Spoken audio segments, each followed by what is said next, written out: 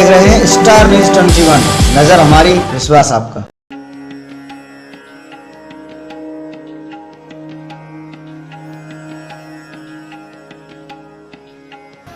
ब्रजधाम के प्रख्यात संत आत्ममुनि महाराज ने आज अपना शरीर त्याग ब्रह्मलीन हो गए। उनकी अंतिम यात्रा में गांव कोटमन और नगर क्षेत्र के ब्रज क्षेत्र के हरियाणा राजस्थान बहुत दूर दूर के उनके भक्तजन उनके दर्शन हेतु उनके आश्रम पहुँचे, जहाँ उन्होंने उनके दर्शन किए। मौनी जी महाराज ने उनको मुखाग्नि दी। हजारों की संख्या में उनके भक्त उनके अंतिम दर्शनों को आए और महाराज जी के पार्थिव शरीर पर पुष्प अर्पित कर भगवान से प्रार्थना की कि उनको सद्गति दें और उनको अपने चरणों में स्थान दें।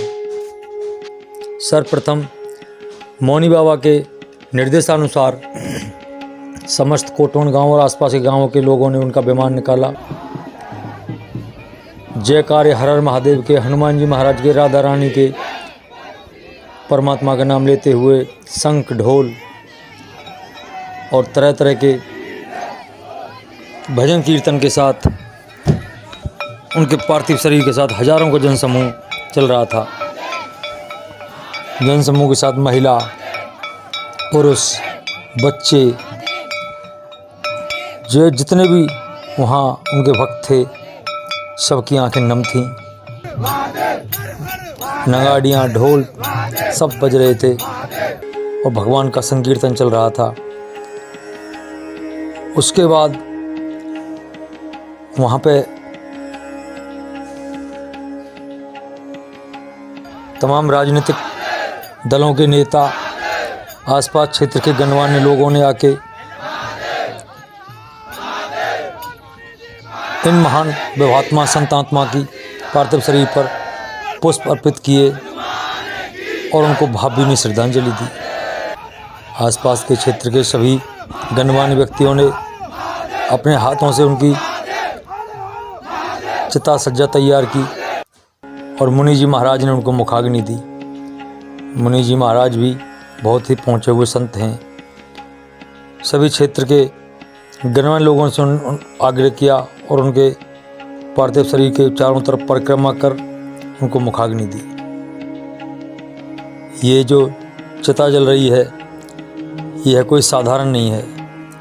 ये बहुत ही पहुँचे हुए संत, जिनकी उम्र बताते हैं 108 वर्ष थी, और वो इलाके के अपने भक्तों से सभी से राम जी कहकर पुकारते थे। सभी से राम जी, भगवान राम का नाम उनके मुंह पे हमेशा रहता था।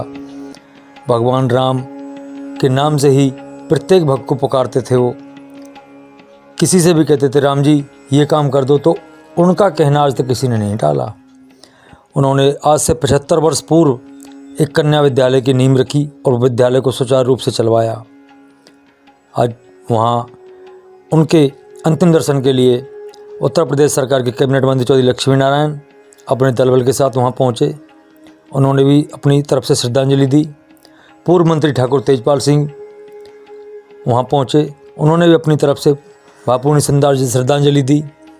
भूरा प्रधान, जबर प्रधान, होती चाचा, मनोज फौजदार, डालचंद चौधरी, श्याम सुंदर फौजी जैसे अनेक क्षेत्र के सभी गणमान्य लोगों ने वहाँ पहुंचकर गुरुजी के चरणों में शीश नवाया और अपनी श्रद्धांजलि दी।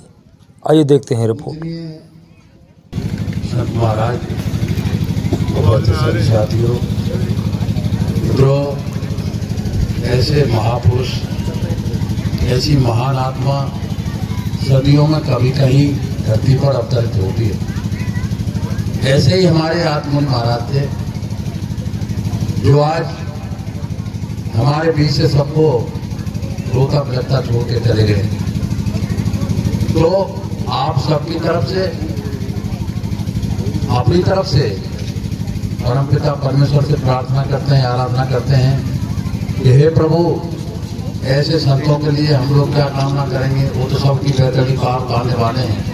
लेकिन फिर भी हम प्रभु से कामना करते हैं कि हे प्रभु, अपने धाम में उनको उचित जगह देना, उचित स्थान देना, और अपने पीछे जितने अधूरे कामों को छोड़ के गए हैं उन सभी भक्तों को इतनी शक्ति देना, ऐश्वर्य देना और कीर्ति देना जिससे वो उनको पूरा कराने में सक्षम हो सके।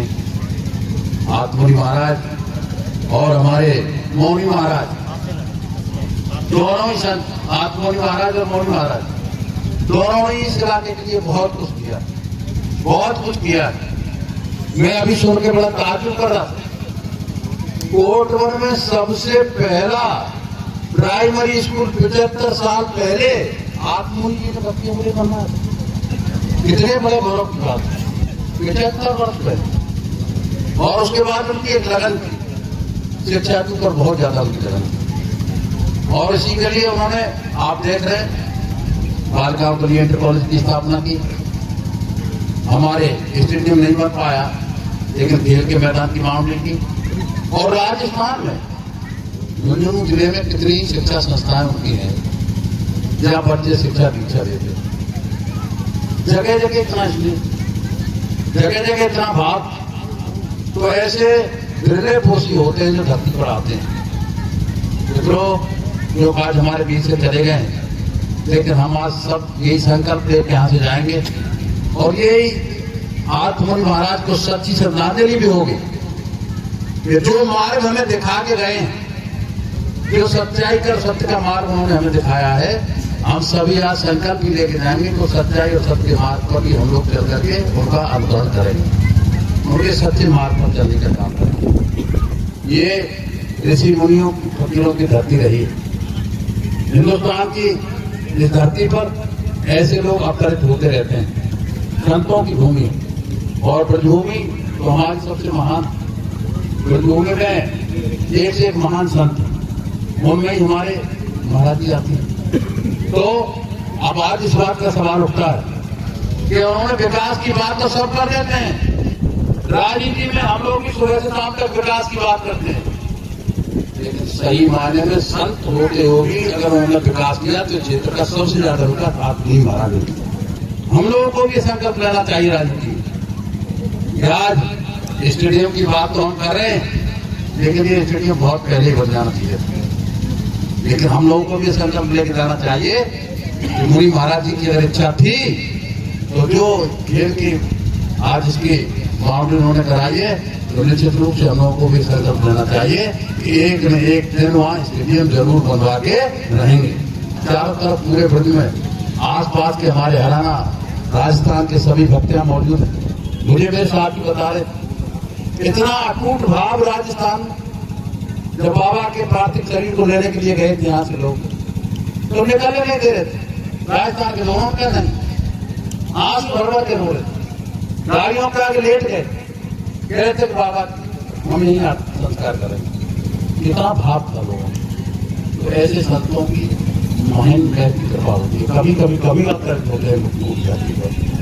तो मैं ज्यादा बात न कहते हुए मैं इतनी बात कहूंगा, हे प्रभु, ऐसे संत जो आपने हमारे यहाँ भेजे थे इस धरती पर, इस क्षेत्र के उन्होंने विकास किया, उनकी गति पूर्ति के लिए मौनी जी महाराज हैं हमारे बीच में।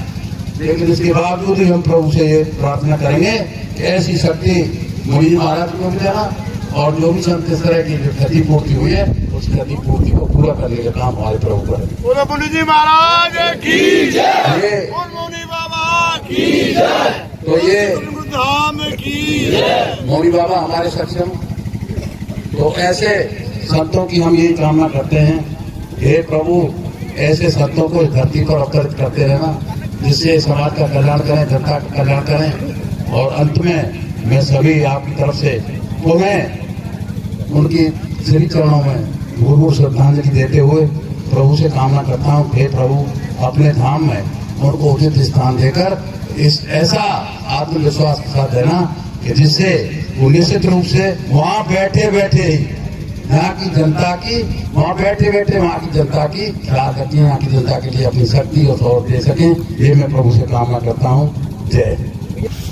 प्रातः स्मरणीय अर्चनीय वंदनीय पूजनीय ब्रह्मलीन परम संत श्री आत्मनि जी महाराज के चरणों में सत सत नमन करते हुए यहाँ पर उपस्थित समस्त संत चरणों में दास का शत शत नमन।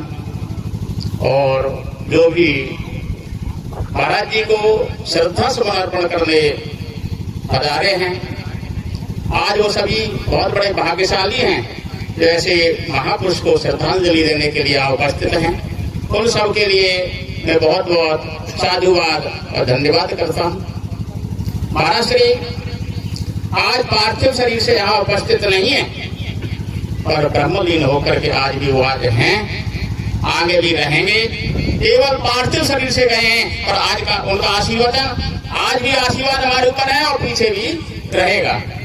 महाराज श्री ने हम और आपको जो भी अपने वचनों से मार्ग प्रशस्त किया है, सबसे यही निवेदन है, उसी मार्ग का अनुसरण करते हुए महाराज जी को शेष श्रद्धांजलि अर्पण करें। जो भी महाराज जी ने आप सबको मार्ग बताया है उसी पर चलें, यही उनके लिए सच्ची श्रद्धांजलि है।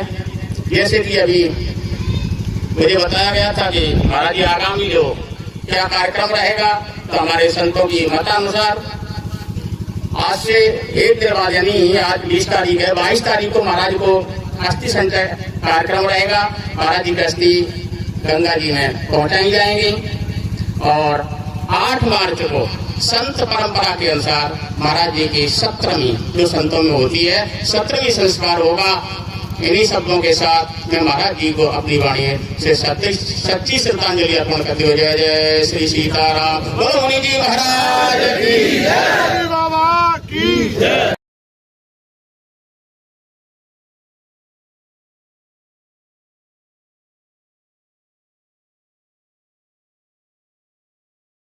मुनि जी महाराज राजस्थान की धरती पर जन्मे, ब्रजभूमि में आके एक लंबे समय तक, हम तो छोटे छोटे थे, लंबे समय तक उन्होंने तपस्या की।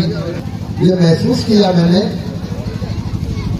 पूज्य मुनि जी महाराज एक सच्चे साधु और सच्चे त्यागी थे। भगवान कृष्ण ने ये कहा है कि जो व्यक्ति कसाई और ब्राह्मण को, पापी और पुण्यात्मा को, दुश्मन को और प्रिय को एक नजर से देखे, एक समान समझे, वही मेरा सच्चा भक्त है। ये बड़ी कठिन बात है। एक अपने बेटे को भी इतना ही समझे और अपने दुश्मन को भी उतना ही समझे। और ये भी कहा है उन्होंने कि कसाई को भी और पंडित को भी जो बराबर समझे, वो मेरा सच्चा भक्त है। आत्ममुनि महाराज जी ने अपने जीवन में जब कभी भी मैंने उनके दर्शन किए, मैंने ये देखा उनकी नजरों में सब समान थे, चाहे कोई कमजोर है, चाहे कोई बलवान है, चाहे कोई गरीब है, चाहे कोई धनवान है, कोई अंतर उनकी नजरों में कभी नहीं। उन्होंने जनहित के भी कार्यों के लिए अपने भक्तों को प्रेरित किया। उन्होंने प्रेरित किया। ये आश्रम सबको मालूम है, जितने भी यहाँ हैं, ये आश्रम एक मामूली सी एक कुटिया बनी हुई थी। आज ये आश्रम उनके रहते हुए एक धाम बन गया। जहाँ महापुरुष होते हैं वो स्थान धाम बन जाता है। मुझे तो याद नहीं है क्योंकि मैं छोटा था, लेकिन सुना है मैंने 40 वर्ष तो पहले एक ही साथ उन्होंने यहाँ तपस्या की थी। हमारे संत लोग तो ये मानते हैं कि 12 साल जो एक स्थान पर तपस्या कर रहे हैं वो सिद्ध हो जाता है। तो उन्होंने तो 40 साल एक जगह रह के तपस्या की। बहुत उनकी इच्छा थी बेटियों को पढ़ने का मौका मिले, बिना किसी की सहायता नहीं, केवल उनकी इच्छा हुई और भक्तों ने बहनों के लिए इंटर कॉलेज बना के तैयार कर दिया। केवल उनकी इच्छा मात्र। उन्होंने कभी किसी से ये नहीं कहा कि तुम्हें ये काम करना है, ये पैसा देना है, या ये करना है। आज जरा सा कोई कब्जा कर लेता है, पुलिस के आने पे भी, सरकार के आने पे भी बार बार कब्जा हटता नहीं है। पूज्य महाराज जी ने, हम सबको मालूम है अच्छी तरह से कि शीतल कुंड के चारों तरफ आज जो परिक्रमा हमने लगाई है और जहाँ हम विराज रहे हैं तो सब पे कब्जे थे।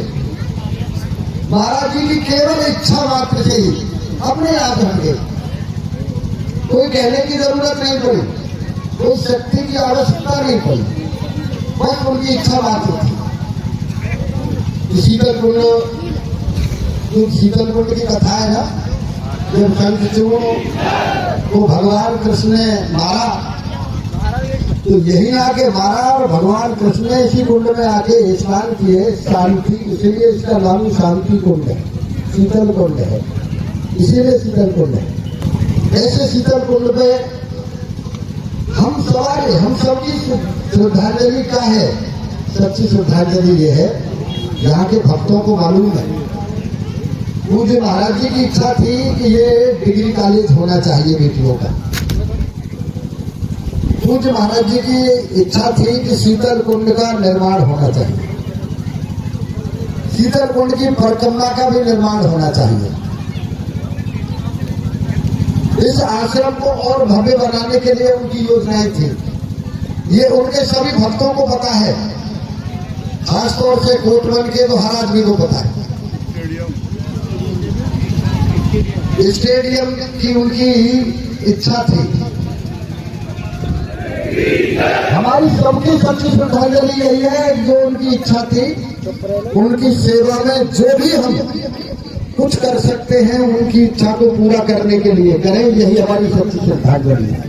हर व्यक्ति में, हर जीव में उन्होंने भगवान के दर्शन किए, भगवान राम के दर्शन किए।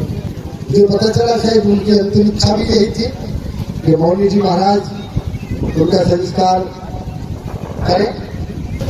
ये सौभाग्य है कि जो भी संत हैं उत्तरांचल में तपस्या करने के बाद भी वो उन्हें लगता है कि हम इस भूमि में जाएं, और भी जो तीर्थ स्थल है उन सबको भी ये लगता है कि हम इस भूमि में जाएं। ये भारत भूमि पे पैदा होने वाला कोई भी संत ऐसा नहीं है जो ब्रज भूमि में निवास करना ना चाहता।